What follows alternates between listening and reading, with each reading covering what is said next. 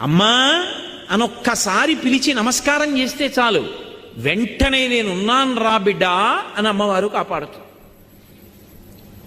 మీకు నేను ఒక మాట చెప్తే మీరు ఆశ్చర్యపోతారు. ఈ శ్లోకం ఎంత శక్తివంతమో తెలుసా? మీరు తప్పించుకోలేనంత పెద్ద ఉపద్రవం వెంట తరివేస్తుంటే వెనకాతల ఏం చెయ్యాలో తెలియనప్పుడు ఈ శ్లోకం జరిగితే చాలా రక్షిస్తుంది అమ్మవారు. అంత శక్తివంతం. చండీపరదేవత అనుగ్రహం అంటే అలా ఉంటుంది. అందుకే చండీ చరణవు అని చండీపరదేవతని స్తోత్రం చేశారు శంకరాచార్యులు వారి ఈ శ్లోకంలో. అటువంటి అమ్మవారి పాదాలు పట్టుకుంటే సంస్కారవంతం చేస్తుంది మనస్సు.